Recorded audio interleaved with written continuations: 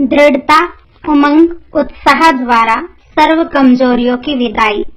आज अपने अंदर रही हुई कमजोरियों को सदा काल के लिए विदाई देने के लिए दृढ़ संकल्प पर बाप दादा भी बधाई देते हैं। इस विदाई की बधाई को हर रोज अमृत वेले स्मृति के द्वारा समर्थ बनाते रहना, स्वयं के समर्थी स्वरूप के साथ साथ सेवा में भी समर्थ स्वरूप लाना है। अमृत वेले सदा यह स्लोगन इमर्ज करना कि सदा उमंग उत्साह में उड़ना है और दूसरों को भी उड़ाना है। बीच बीच में चेक करना, ऐसे नहीं कि अमृत वेले चेक करो और सारा दिन मर्ज कर दो, फिर रात को सोचो कि आज का दिन तो ऐसा ही रहा। नहीं, बीच बीच में चेक करो, इमर्ज करो कि उमंग उत्साह के बजाय कोई और रास्ते पर तो नहीं चले गए, उड़ती कला की बजाय और किसी कला ने तो अपनी तरफ आकर्षित नहीं किया। बाप दादा यही कहते हैं कि सदा यह संकल्प अमृत वेले इमर्ज करना कि हमें निर्विघ्न रहना ही है, और कोशिश वाले सदा अमृत वेले योग के बाद यह दृढ़ संकल्प रिवाइज करो कि हिम्मते बच्चे मत दे बाप। तो इससे कोशिश करने की बजाय सफलता अनुभव करते जाएंगे। सवेरे उठते ही पुरुषार्थ में शक्ति भरने की कोई न कोई पॉइंट्स सामने रखो। अमृत वेले जैसे रूह रूहान करते हो, वैसे ही अपने पुरुषार्थ को शक्तिशाली बनाने के लिए भी कोई न कोई पॉइंट्स विशेष रूप से बुद्धि में याद रखो। अमृत वेले रूह रूहान तो करते हैं, तो बाप दादा को बहुत अच्छी अच्छी बातें सुनाते हैं। अपनी बातें जानते हो ना, तो अब दृढ़ता को अपनाओ। उल्टी बातों में दृढ़ता नहीं रखना, क्रोध करना ही है, मुझे दृढ़ निश्चय है, ऐसे नहीं करना। नेक्स्ट, अपने को स्वराज्य अधिकारी बनाओ। कई बच्चे अमृत वेले रूह रूहान करते हुए बाप से पूछते हैं कि हम भविष्य में क्या बनेंगे, राजा बनेंगे या प्रजा बनेंगे।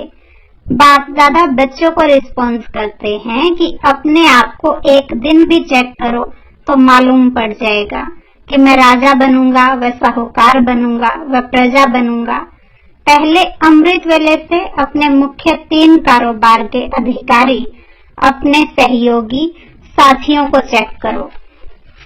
वह कौन? पहला मन अर्थात संकल्प शक्ति, दूसरा बुद्धि अर्थात निर्णय शक्ति, और तीसरा पिछले व वर्तमान के श्रेष्ठ संस्कार। यह तीनों विशेष कारोबारी हैं। जैसे आजकल के जमाने में राजा के साथ महामंत्री व विशेष मंत्री होते हैं, उन्हीं के सहयोग से राज्य कारोबार चलती है। सतयुग में मंत्री नहीं होंगे, लेकिन समीप के संबंधी साथी होंगे। किसी भी रूप में साथी समझो व मंत्री समझो, लेकिन यह चेक करो कि यह तीनों सबके अधिकार से चलते हैं। इन तीनों पर सबका राज्य है व इन्हों के अधिकार से आप चलते हो। मन आपको चलाता है या आप मन को चलाते हो? जो चाहो जब चाहो वैसा ही संकल्प कर सकते हो। जहाँ बुद्धि लगाना चाहो वहाँ लगा सकते हो।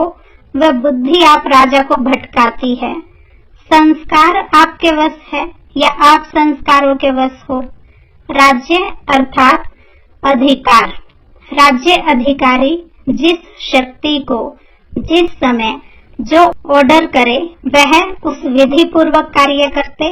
वह आप कहो एक बात और वह करे दूसरी बात, क्योंकि निरंतर योगी अर्थात स्वराज्य अधिकारी बनने का विशेष साधन ही मन और बुद्धि है। मंत्र ही मन मनाभव का है। योग को बुद्धि योग कहते हैं।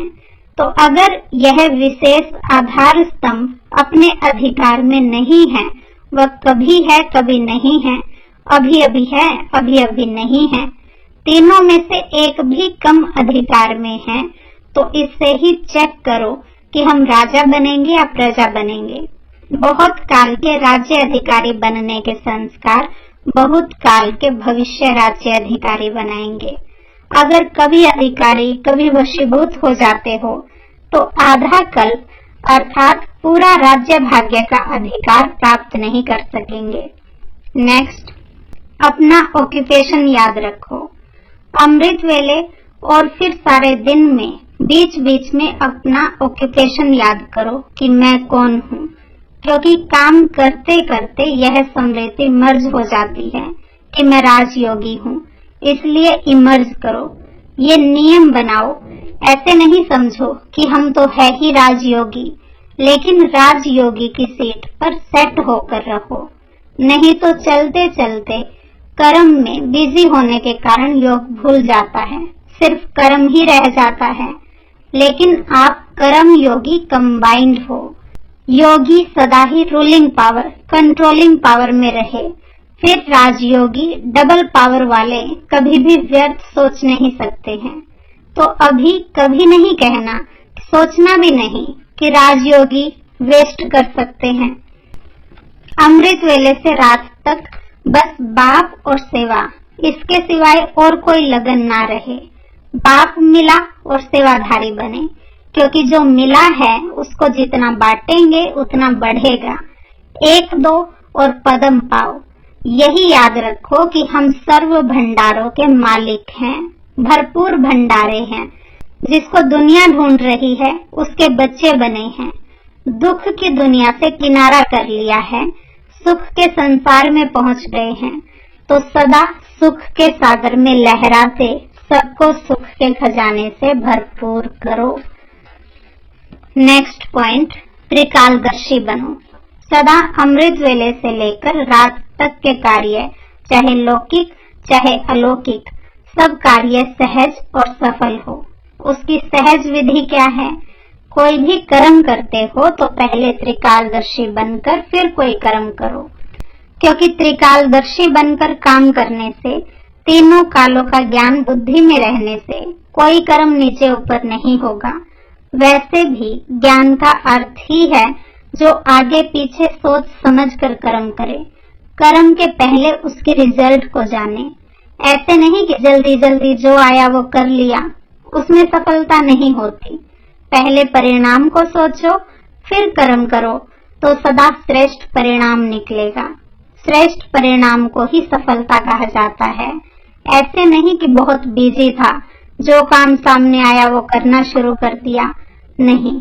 जैसे बाप दादा ने श्रीमत दी है कि भोजन करने के पहले भोग लगाओ, पीछे खाओ।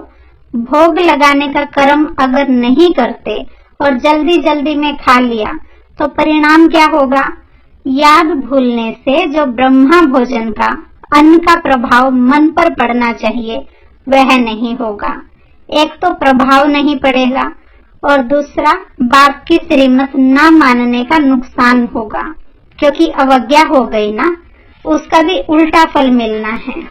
अगर कर्म करने के पहले यह आदत पड़ जाए कि पहले तीनों कालों को सोचना है, त्रिकालदर्शी स्थिति में स्थित होकर फिर कर्म करो, तो कोई भी कर्म व्यर्थ नहीं होगा, साधारण नहीं होगा।